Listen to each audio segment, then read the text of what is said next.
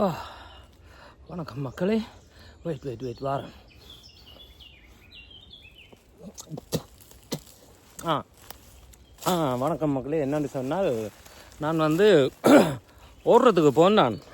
இதாலே ஓடி போய் வந்தேன். அப்போ கொஞ்சம் உஷாராக இருக்கட்டும் தெரியும் தானே, இந்த தலானி வைக்கிறது என்று சொல்லுவானுங்க. அந்த நிக்கோட்டின் பவுச் அதை வச்சேன்னா அதான் இப்போ நான் துப்பினா. நீங்கள் அதை பெருசாக கண்டுக்காதீங்க. ஏன் சொல்கிறேன்னு இன்றைய நிகழ்வுகளை பார்த்த உங்களுக்கு தெரிஞ்சிருக்கும். இன்றைக்கு தமிழ்நாட்டு முதலமைச்சர் போதையை ஒழிக்கிறதுக்காண்டி ஒரு மரதன் ஓட்ட போட்டியை நடத்தியிருந்தார். முதலமைச்சரும் கலந்து கொண்டு அதில் ஓடியிருந்தார். அதில் நடந்த சம்பவங்கள், அதில் இடம்பெற்ற கருத்துக்கள் பற்றி தான் இந்த காணொலியில் பார்க்க போகின்றோம். வாங்கோ மக்களே, காணொலியை பார்ப்போம். என்னென்று சொன்னால், இன்றைக்கு தமிழ்நாடு சென்னை மெரினா கடற்கரை ஓரமாக அந்த வீதிகளில் முதலமைச்சர் அவர்களும் அவரின் கட்சிக்காரர்களும், ஏன் கட்சிக்காரர்னு சொல்கிறேன்னு சொன்னால், அங்கே பொதுமக்கள் வந்தனர் ஓடுவதற்கு அவர்களுடன் சேர்ந்து. ஆனால் பெரும்பாலும் பொதுமக்களை அவர்கள் அனுமதிக்கவில்லை. அங்கே பொதுமக்கள் நின்று வாக்குவாதம் செய்தது காணக்கூடியதாக இருந்தது. தங்களை அனுமதிக்கவில்லை, தாங்கள் இலக்கங்கள் வேண்டியுள்ளோம், QR கோட் இருக்குது, அது இதென்று சொல்லி மக்கள் அங்கே வாக்குவாதத்தில் ஈடுபட்ட காணொலிகளும் வெளியில் வந்தது. ஆகவே முதலமைச்சரும் அவரின் கட்சிக்காரர்களும் தான் அந்த மரதன் போட்டியில் பங்கெடுத்து ஓடியிருந்தனர். அதையிட்டுத்தான் அங்கே விஜயின் தொண்டர்களும் விஜயின் ரசிகர்களும் இணையதளங்களில் எழுதி கொண்டு சிலாகித்து கொண்டிருக்கின்றனர். 52 வயதில் இப்படி ஒரு முதலமைச்சர் மரதன் ஓடுவாரா? 52 வயதில் முதல்வர் ஓடுகிறார், பார்த்தீர்களா, இவ்வளவு இளமையாக இருக்கிறார், இவ்வளவு துடிப்பாக இருக்கிறார் முதலமைச்சர் என்று சொல்லி சிலாய்க்கின்றனர். வாழ்த்துக்கள் முதலமைச்சருக்கு. ஆனால் முதலமைச்சருக்கு பக்கத்தில் ஓடின ஒரு ஆளுக்கு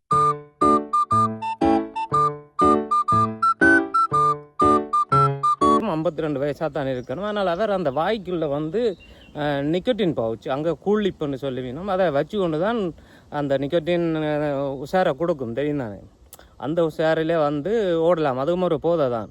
ஆனால் போதையை ஒழிப்போம் என்று சொல்லி ஓடுற அந்த மரதன் போட்டியிலே அங்கே ஒருத்தர் போதையை போட்டுட்டு தான் ஓடினார் என்று இப்போ மக்கள் அந்த காணொலிகளை பகிர்ந்து நக்கல் அடிக்கின்றனர். அந்த போதை ஆசாமி நிக்கோட்டின் பவுச்சை போட்டுட்டு அந்த பாயை வச்சிருக்க எல்லாமே கொண்டு செஞ்சு கொண்டு மக்களுக்கு காட்டி கொண்டு போனதை அந்த காணொலியை மக்கள் எடுத்து போட்டு இந்த போதை ஒழிக்கிறேன்னு சொல்லிட்டு வாய்க்குள்ளே கூலிப்பை வச்சுட்டு அங்கே தலானி என்று சொல்லுவானுங்க.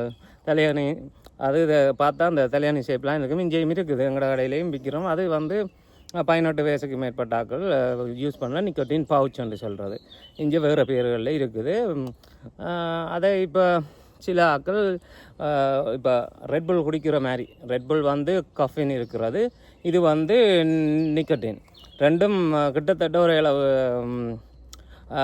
இந்த எனர்ஜியை தான் கொடுக்கும். ஆனால் நிக்கோட்டின் கொஞ்சம் 18 வயசுக்கு மேலே ஆக்கள் தான் எடுக்கலாம், ரெட்புல் மாதிரி இல்லை. ஆனால் அந்த போதையை பைக்கில் போட்டுக்கொண்டு ஒருவர் ஓடி இருக்கிறார், போதையை ஒழிக்க போகிறேன்னு சொல்லி. அது இருக்கட்டும். ஆனால் முதலமைச்சருக்கு சகல அதிகாரங்களும் இருக்குது போதையை ஒழிக்கிறதுக்கு.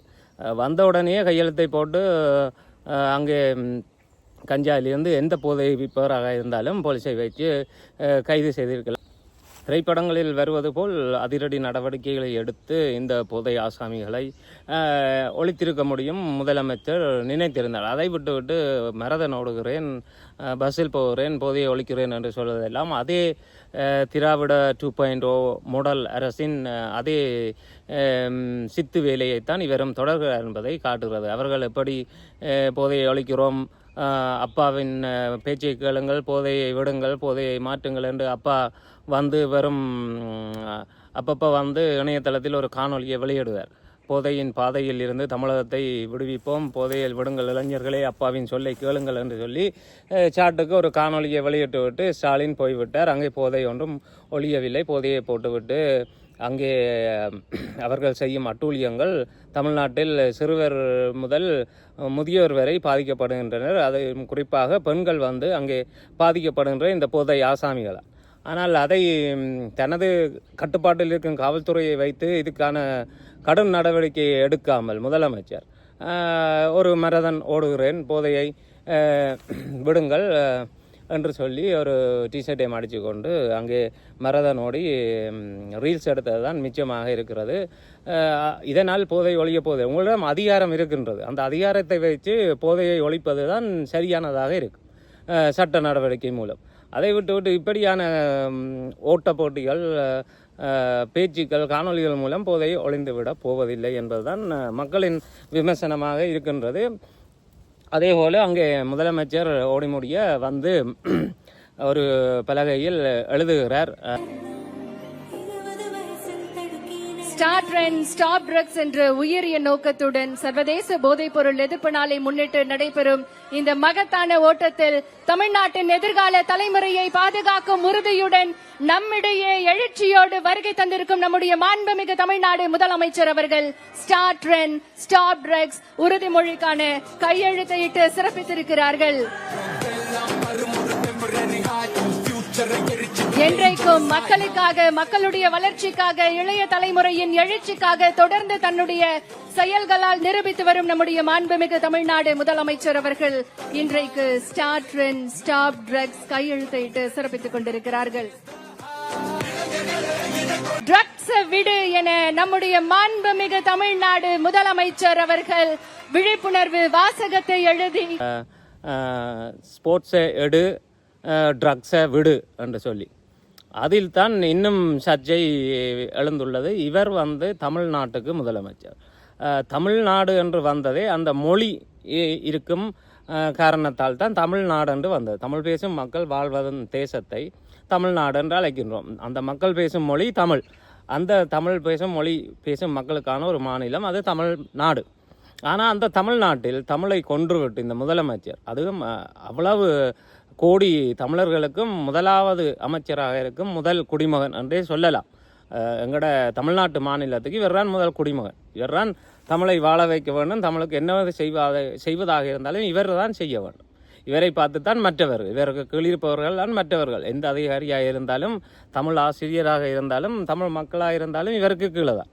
ஆனால் இவர் அங்கே வந்து என்ன செய்கின்றார், கையில் எழுதுகோலை எடுத்து ஸ்போர்ட்ஸை எடு ட்ரக்ஸை விடு என்று சொல்லி தமிங்கிலத்தில் எழுதுகிறார்.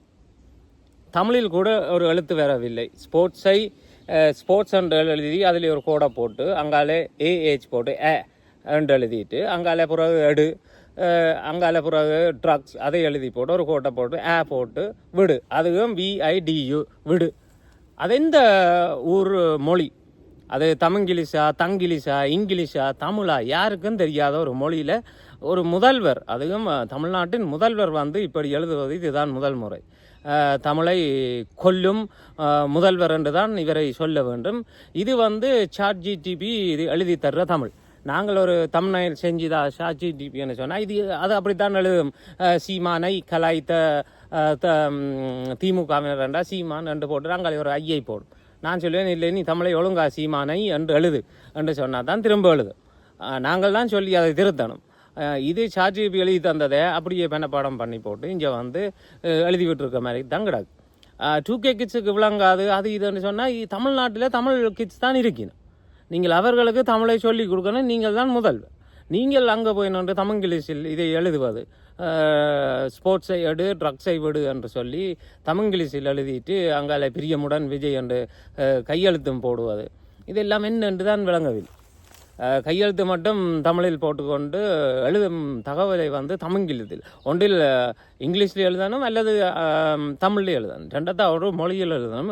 எந்த மொழி என்று தெரியாத ஒரு மொழியில் எழுதி மக்களுக்கும் இளைஞர்களுக்கும் விழிப்புணர்வு ஏற்படுத்த போன்றேன் என்பது வந்து ஒரு முதல்வர் செய்யும் செயலல்ல. இது சாதாரணமாக இணையதளத்தில் இருக்கும் இணையவாசிகள் எழுதும் ஆங்கிலம். இது ஸ்போர்ட்ஸை எடு ட்ரக்ஸை விடு என்று நாங்கள் இணையத்தில் டைப் பண்ணுவது போல ஒரு மொழியில் நீங்கள் ஒரு முதலமைச்சர் இத்தனை கோடி மக்கள் உங்களை பார்க்கின்றனர், அங்கு வந்து இப்படி எழுதுகின்றீர்கள் என்று சொல்லி தமிழ் விரும்பிகளும் தமிழ் மக்களும் உலக தமிழரும் இதை பார்த்து விமர்சனம் தான் தெரிவிக்கின்றனர். ஏன் இப்படி முதலமைச்சர் செய்கிறார் என்று சொல்லி, ஏன் இப்படி செய்தார், யார் இதை அவரை எழுத சொல்லி இப்படி எழுதி கொடுத்தது என்று சொல்லி மக்கள் உண்மையில் இதற்கு கவலை தான் கொள்கின்றனர். ஏனென்றால் தமிழ்நாட்டு முதலமைச்சர் தமிழை விட்டு விட்டு வேறொரு மொழியில் இப்படி எழுதுவது, அதுவும் ஒழுங்கான மொழி அல்ல. இது எந்த அதிகாரப்பூர்வ மொழியும் இல்லை. இப்படி எழுதுவது எந்த மொழியிலும் சரியானதும் இல்லை, இலக்கண பிழையும் இல்லை, இலக்கணமும் இல்லை, இலக்கியமும் இல்லை, ஒன்றும் இல்லை. இலக்கண பிழை அப்படி எழுதுவது. ஸ்போர்ட்ஸை எடு, ட்ரக்ஸை விடு என்று சொல்லி ஒரு திரைப்படத்தில் வரும் பஞ்சு டயலாக் போல் ஒன்றை அதுவும் ஸ்போர்ட்ஸ் அண்டு ஆங்கிலத்தில் எழுதிவிட்டு அங்காலே அண்டு அந்த என்பதற்கு எந்த மொழியிலும் பொருள் இல்லை. அதற்கு எந்த தமிழறிஞர்களும் பொருள் கூற முடியாது. எந்த அகராதியிலும் அந்த என்றதுக்கு பொருளே இல்லை. அப்படியான ஒரு மொழியில் இவர் எழுதியுள்ளார் என்று மக்கள் கடுமையான விமர்சனங்களை இணையதளங்களில் எழுதுகின்றனர், நேரடியாகவும் தெரிவிக்கின்றனர் மக்கள். இது எப்படியான ஒரு போக்காக தமிழ்நாட்டில் போய்கொண்டிருக்கின்றது என்பதை இங்கே பார்க்கக்கூடியதாக இருக்கிறது. தமிழர்கள் அல்லாதவர்கள் தான் ஒரு தமிழ் முதலமைச்சருக்கு பின்னால் இருந்து அவரை இயக்குகின்றனர் என்பதற்கும் இது சான்றாக உள்ளது. ஏற்கனவே மக்கள் கூறியது போல் இங்கே தெலுங்கு லாபி இருக்கின்றது என்பதை இது மேலும் உறுதிப்படுத்துவதாகத்தான் இருக்கின்றது. ஒரு தமிழ்நாட்டு முதலமைச்சருக்கு தமிழில் எழுத தெரியவில்லை என்பது ஒரு ஒரு ஒரு கேலியான விமர்சன பொருளாகிறது. இதை வருங்காலங்களில் இவர்கள் தாவேகா கட்சியினர் திருத்திக் கொள்ள வேண்டும், அல்லது இது தமிழ் மொழிக்கும் நல்லதல்ல, தமிழ்நாட்டு முதலமைச்சருக்கும் நல்லதல்ல. ஆகவே மக்களே, போதையை ஒழிப்பேன் என்று சொல்லி முதலமைச்சருக்கு பின்னால் அந்த போதை ஆசாமி ஓடியது இன்றும் கண்ணுக்குள் இருக்கின்றது. நீங்கள் பார்த்திருந்தால் உங்கள் கருத்துக்களை இங்கே சொல்லிவிடுங்கள். இந்த மரதன் ஓட்ட போட்டியினால் போதை ஒளிந்து விடும். அதை விட 52 வயசில் முதலமைச்சர் ஓடிட்டார் என்று சொல்லி சிலாயிக்கும் ரசிக குஞ்சுகள். லண்டன்லேயே ஒரு சிங் இருந்தவர். அந்த சிங்கு 100 வயசில் மரதன் ஓடினவர். 100 வயசு மட்டும் அவர் மரதன் ஓடினவர். 100 வயசுலேயும் மரதன் ஓடினவர். அவர் சமயத்தில் இறந்து விட்டார் அந்த சிங். அவருக்கு ராணி கூட வாழ்த்து தெரிவிச்சிருந்தவர் ஒரு காலத்தில். அத்தனை வயதிலேயும் மரதன் ஓடுகிறார் என்று சொல்லி. 100 வயசில் விஜயண்ணா என்ன செய்வார் என்று தெரியவில்லை. 52 வயசில் மரதன் ஓடுவதொன்றும் கடினமான செயலில்லை. திரைப்படங்களுக்காக தனது உடலை ஃபிட்டாக வச்சிருந்தவர் தான் முதல்வர் விஜய். ஆகவே அவர் அங்கே ஓடுவதொன்றும் ஆச்சரியமில்லை. ஆனால் அங்கே ஓடுபவர்கள் சிலர் கூலி போட்டு கொண்டு ஓடுவதுதான் ஆச்சரியமாக இருக்கின்றது. அதை வருங்காலங்களில் அவர்கள் தவிப்பார்கள் என்று நாங்கள் வேண்டுகின்றோம். அவ்வளவுதான் மக்களே, நானும் ஓட போகிறேன். நன்றி, வணக்கம்.